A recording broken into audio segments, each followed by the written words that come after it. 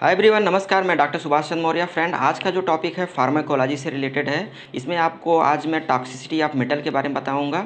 और जो एग्ज़ाम में पूछे जाने वाले क्वेश्चन हैं सिर्फ वही मैं डिस्कस करने वाला हूं। जो मेन पॉइंट्स है सिर्फ वही।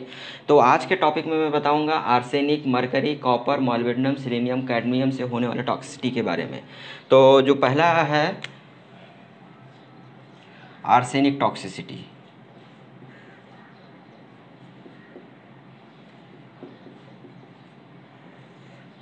फ्रेंड, इस टॉक्सिसिटी में आपको याद करने वाली जो बातें हैं सिर्फ जो है इसको बोलते हैं राइस वाटर डायरिया।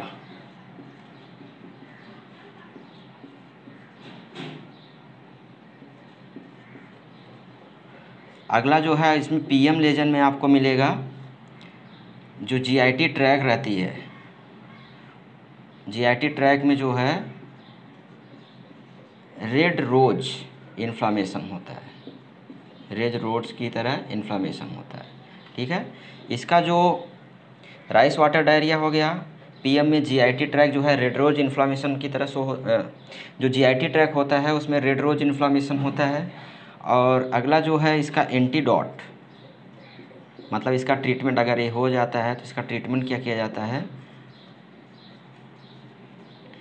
ट्रीटमेंट में याद रखिए, सबसे पहले इसका जो है BAL, इसको क्या बोलते हैं, डाई मरकैप्रोल भी बोलते हैं, या इसका पूरा नाम क्या होता है, British anti lewisite. British anti लेविसाइड।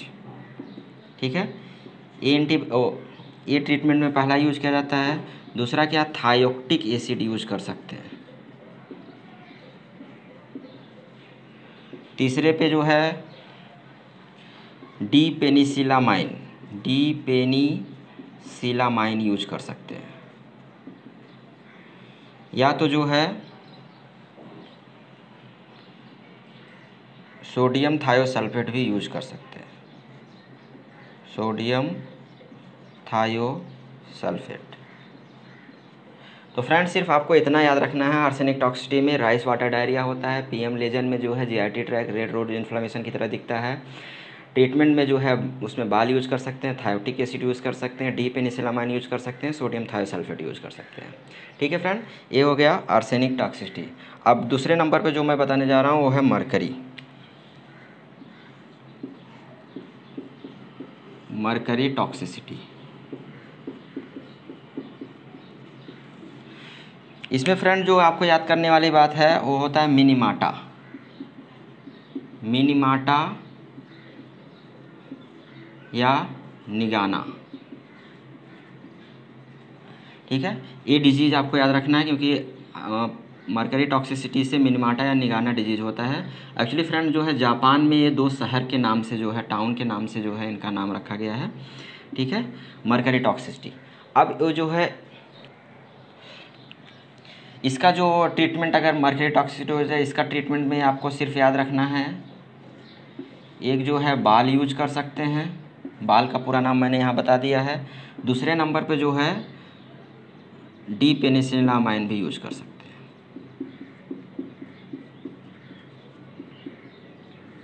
Okay friend, अब अगला जो तीसरा टॉक्सिसिटी है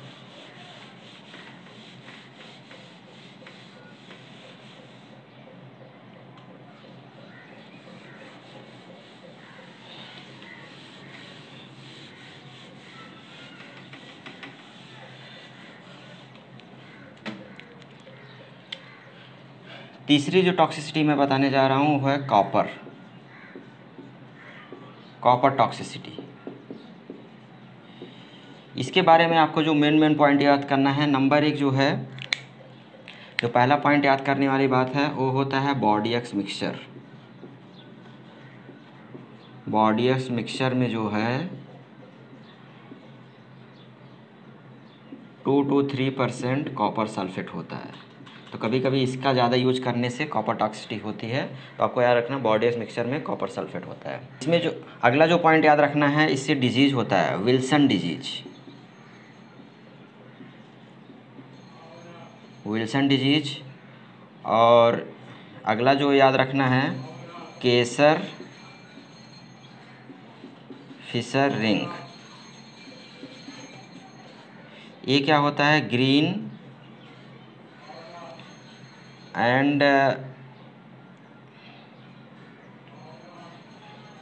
एंड गोल्डन, इसमें एक रिंग बन जाती है कहाँ पे, कार्निया में। और ये क्यों बनती है, क्योंकि जो है कॉपर डिपॉजिट हो जाता है कहाँ पे, डेसिमेंट मेम्ब्रेन में।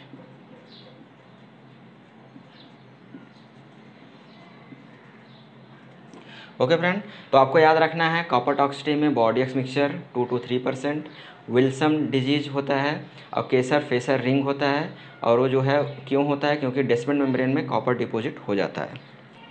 फ्रेंड आपको एक चीज़ और याद रखना है, यहाँ पे मैं बता दे रहा हूँ, जो कॉपर और मॉलिब्डेनम का जो एक स्टैंडर्ड रेशियो होता है वो 6:1 होना चाहिए।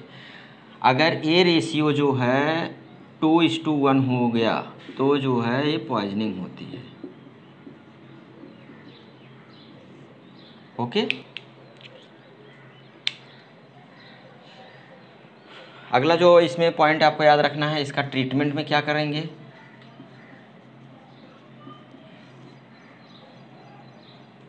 ट्रीटमेंट में फ्रेंड जो है कॉपर मॉलिबडेट यूज करेंगे,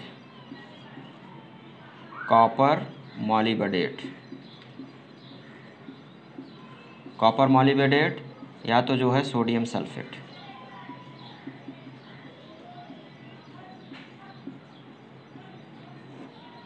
ओके फ्रेंड, तो होप आपको ये समझ में आ गया होगा। तो कॉपर टॉक्सिटी में आपको याद रखना है बॉडी एक्स मिक्सचर जो है उसमें 2 to 3% कॉपर सल्फेट होता है, उसकी वजह से कॉपर टॉक्सिटी हो सकती है। विल्सन डिजीज आपको याद रखना है, और ये याद रखना है ग्रीन एंड गोल्डन रिंग जो है कॉर्निया में बनता है उसको कीसर फेसर रिंग बोलते हैं। और क्यों होता है, क्योंकि डेसिमेंट मेम्ब्रेन में कॉपर डिपॉजिट हो जाता है। इसका अगर टॉक्सिटी हो जाता है उसका ट्रीटमेंट में जो है copper molybdate and sodium sulphate use करते हैं। ओके फ्रेंड,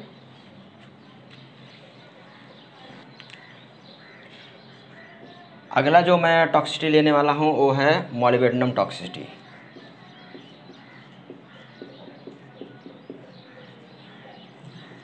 सबसे पहले फ्रेंड इसका जो है डिजीज होते हैं कुछ डिजीज, वो आप याद रख लीजिए, पीट स्कर या टर्ट स्कर। ठीक है, एक आपको याद रखना पीट स्कर या टर्ट स्कर। और इसमें जो है डी पिगमेंटेशन होने की वजह से स्पेक्टिकल अपीयरेंस होता है, स्पेक्टिकल अपीयरेंस किसकी वजह से, डी पिगमेंटेशन होने की वजह से जो है जो कॉर्निया रीजन होती है वहाँ पे डी पिगमेंटेशन हो जाता है, इसलिए स्पेक्टिकल। और इसके बाद जो है पेसिंग डिजीज,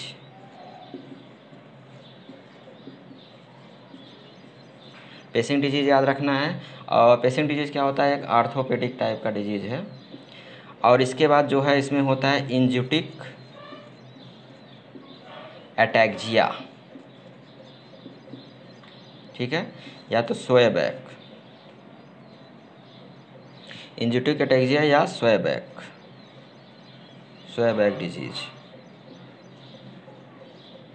इसमें फ्रेंड क्या होता है कि इंजुटिक एटैक्जिया स्वयबैक डिजीज में क्या होता है, इसमें जो है मूवमेंट नहीं कर पाता है एनिमल, जो है सिप, स्पेशली सिप में होता है, तो सिप जो है वो मूवमेंट नहीं कर पाता है। तो आपको मॉलिबेडनम टॉक्सिटी में याद रखना है पीट स्कर या टर्ट स्कर, एक्सपेक्टिकल अपीयरेंस हो जाता है, पैसिंग डिजीज हो जाता है, इंजुटिक एटैक्जिया हो जाता है, स्वयबैक डिजीज हो जाता है।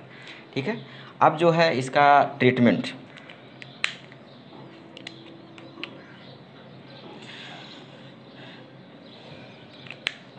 मॉलिबेडनम टॉक्सिटी का अगर हो जाता है तो उसका ट्रीटमेंट क्या करेंगे। ट्रीटमेंट फ्रेंड्स सिंपल सा जो है कॉपर सल्फेट यूज करेंगे। ठीक है, अगर जो है एडल्ट है तो 4 ग्राम कॉपर सल्फेट यूज करेंगे, अगर जो है काफ है तो 1 ग्राम कॉपर सल्फेट यूज करेंगे। तो इसका एंटीडोट क्या है, कॉपर सल्फेट। तो फ्रेंड इसका टॉक्सिसिटी का जो है ट्रीटमेंट क्या होता है, सिर्फ कॉपर सल्फेट।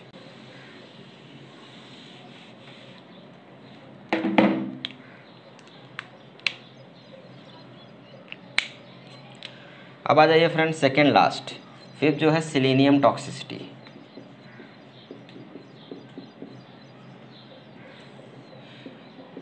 फ्रेंड मैं आपको बता दूं, सेलेनियम जो है एक ट्रेस एलिमेंट जो है, इसेंशियल ट्रेस एलिमेंट होता है, जो आपको 0.1 टू 0.3 ppm की नेसेसरी रहती है। कितना? पहला पॉइंट आपको याद रखने वाली बात है, 0.1 टू 0.3 ppm, ये जो है बॉडी को ज़रूरत रहती है इनमें, ठीक है। नेक्स्ट पॉइंट आपको याद रखना है, सेलेनियम टॉक्सिसिटी में जो है टॉक्सिसिटी जो होती है वो एक्यूट टाइप का होता है, सब एक्यूट होता है और क्रोनिक टाइप का होता है। जो एक्यूट होता है, अगर इसका जो कॉन्सेंट्रेशन, सेलेनियम की कॉन्सेंट्रेशन जो है मोर देन 30 ppm रहता है, ठीक है। इसमें डिफरेंट पार्ट में हेमरेजेज होते हैं, ये सब प्रॉब्लम होता है, तो जब ज़्यादा इंपॉर्टेंट पॉइंट नहीं है। लेकिन सब एक्यूट से मतलब वो है, सब एक्यूट क्या होता है, लेस देन 30 ppm रहे तो सब एक्यूट होता है। इससे जो डिजीज़ होता है वो होता है ब्लाइंड स्टेजर्ड, ब्लाइंड स्टेजर्स।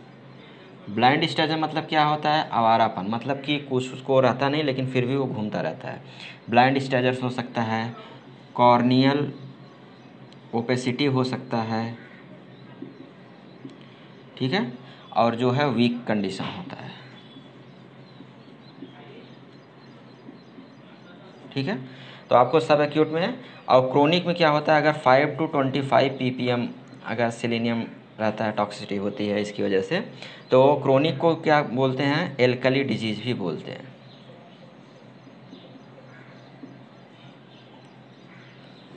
याद रखो फ्रेंड, हमेशा क्रोनिक सेलेनियम टॉक्सिसिटी को जो है एल्कली डिजीज़ भी। इसमें क्या होता है, सिगार, एल्कली डिजीज़ में क्या होता है, सिगार टेल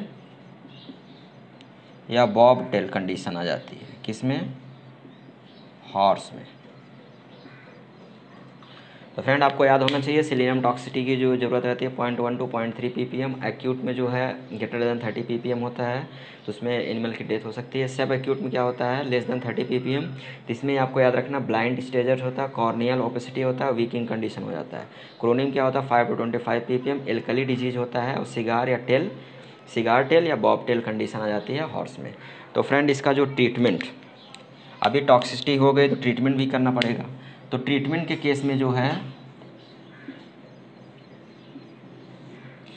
फ्रेंड, इसका जो ट्रीटमेंट होता है, इसका कोई भी स्पेसिफिक ट्रीटमेंट नहीं है, नो स्पेसिफिक ट्रीटमेंट।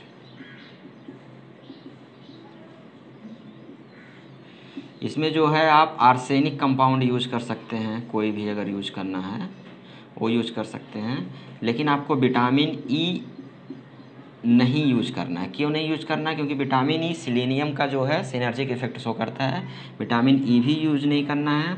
और दूसरा जो है BAL, ब्रिटिश एंटीलेप्टिसाइड, बाल भी नहीं यूज करना है, क्योंकि ये जो है किडनी प्रॉब्लम काज करेगा। ओके फ्रेंड, ये हो गया सब सेलेनियम टॉक्सिसिटी के बारे में। अब एक लास्ट जो है टॉक्सिसिटी है वो है कैडमियम टॉक्सिसिटी।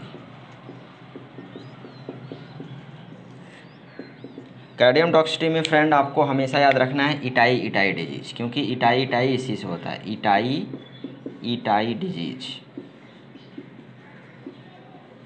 ठीक है, ये याद रखना है। और दूसरा जो है अगर कैडमियम टॉक्सिसिटी हो जाती है तो इसका कोई भी जो है स्पेसिफिक ट्रीटमेंट नहीं होता। कैडमियम टॉक्सिसिटी में कोई स्पेसिफिक ट्रीटमेंट नहीं होता है, इसमें जो है आप सेलेनियम के कंपाउंड यूज कर सकते हैं। ओके फ्रेंड, ये रहा, ये सभी टॉक्सिसिटी ऑफ मेटल्स हो गए। होप फ्रेंड आपको ये वीडियो अच्छा लगा होगा। अगर आपको अच्छा लगा तो लाइक और शेयर जरूर करें, और अगर आप हमारे चैनल पर नए हैं तो इस चैनल को सब्सक्राइब जरूर करें। ओके फ्रेंड, मिलते हैं आपसे किसी नए वीडियो में किसी नए टॉपिक पे। जय हिंद।